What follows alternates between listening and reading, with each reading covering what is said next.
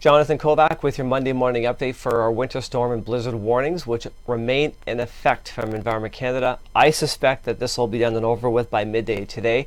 Not before we pick up and improve our atmospheric barometric pressure conditions, which is on the rise rapidly.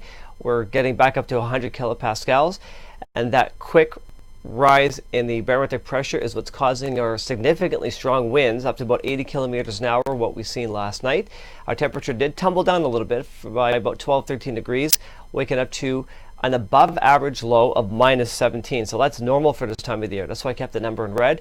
But the wind chill values are impressive around the minus 30 degree range.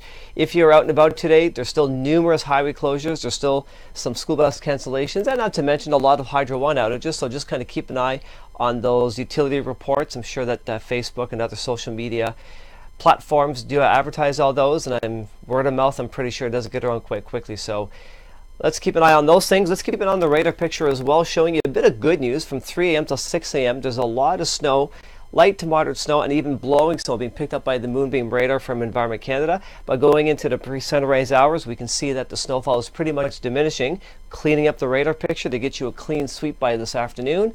Looking at the satellite picture, very impressive as well, a little bit more impressive than last night's show. We can see that the backward spin with that low pressure is beginning to weaken a little bit as the system is gone and out of Ontario, but there's still that wraparound cloud cover affecting parts of northwest Ontario, still affecting us in northeast Ontario.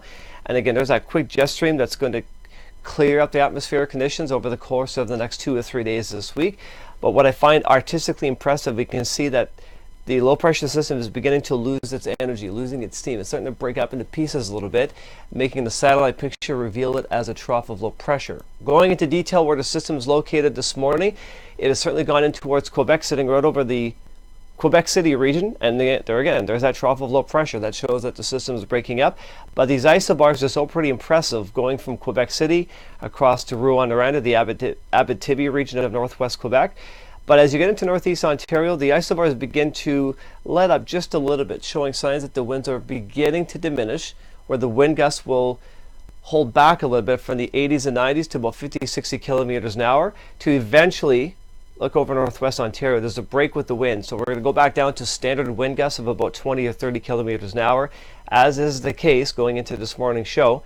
And as this low pressure system weakens and gets further away from Ontario, we will see gradually improving conditions and back to variable sunny skies and normal weather after today.